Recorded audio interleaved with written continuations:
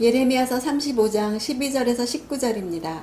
13절을 보면 너희가 교훈을 얻고 내 말에 귀 기울이지 않겠느냐? 이 메시지는 레갑 사람들을 위한 것이 아니었죠. 유다 사람들과 예루살렘 주민을 위한 것이었습니다. 하나님은 왜 레갑 족속을 불러서 그들의 삶을 보이게 하셨나요? 유다 백성이 교훈 얻기를 원하신 것입니다. 이 이야기의 교훈은 레갑 사람들이 조상이 물려준 원칙에 한결같이 순종한 것에 대조해서 유다 백성은 하나님이 제정하신 언약에 상습적으로 불순종한 것을 보여주는 데 있었습니다. 35장의 핵심 단어는 쉐마입니다. 레갑 족속이 자신들의 조상에게 순종한 것을 표현할 때 4번, 하나님의 백성이 하나님께 순종하지 않은 것을 표현하기 위해서 4번 이렇게 사용되었습니다. 레갑 자손의 생활 방식이 주제가 아니라 그들의 순종에 대해서 말씀하고 싶으신 것이었지요. 14절을 보면 그의 자손들에게 포도주를 마시지 말라고 명령한 레갑의 아들 요나답의 말을 그들이 지켜서 그들이 오늘날까지 포도주를 마시지 않고 있는 것은 그들이 조상들의 명령을 순종하고 있기 때문이다. 그러나 내가 너희에게 거듭 말했는데도 너희는 내게 순종하지 않았다. 이렇게 조상의 명령에 자손 대대로 순종한 레갑 자손과 하나님의 명령에 자손 대대로 거역한 유다를 대조시키는 것은 멸망의 시간표에 앞서서 유다가 멸망하게 되는 분명한 까닭을 알려주는 것이죠. 시드기야와 여호야김은 그 구체적인 사례로 제시되었습니다. 시드기야의 노예 해방 철회 다음에 레갑 자손, 다음에 36장의 여호야김의 죄, 이 순서는 이어지는 심판이 왜 돌이킬 수 없는 일인지 확증해 줍니다. 레갑 족속 후예들이 조상의 명령에 대해 신실한 것과 같이 하나님의 자녀들이 하나님에 대해 신실함을 보이기를 원하셨죠. 레갑 족속들은 전쟁이라는 비상시국 아래에서도 결코 흔들리지 않았고 흘러가는 세태대로 살지 않았습니다. 자신의 유업을 빼앗기지 않았고 정체성을 잃지 않았고 타협하지도 않았습니다. 조상의 명령이 권위가 있었죠. 오늘 이 말씀으로 큐티하는 나에게 하나님은 어떤 교훈을 주기 원하실까요?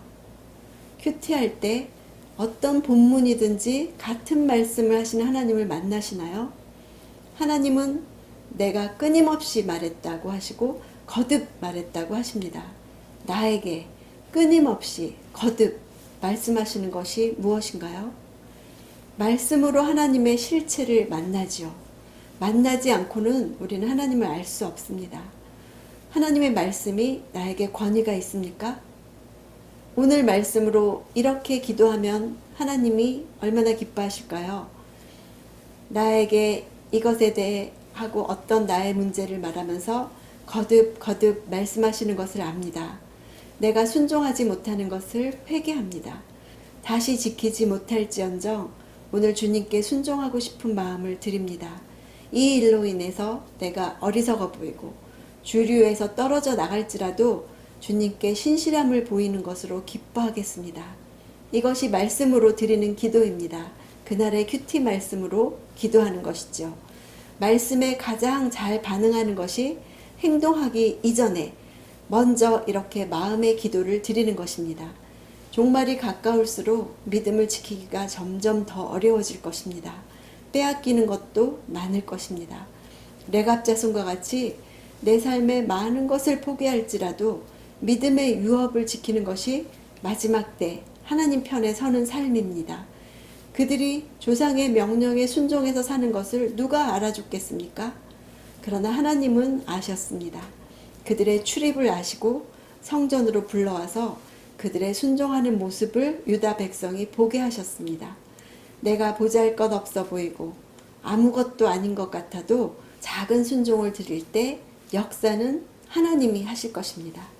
하나님이 우리에게 이런 보배로운 약속을 주신 이유는 우리로 하여금 어떤 인생을 살기 위함일까요?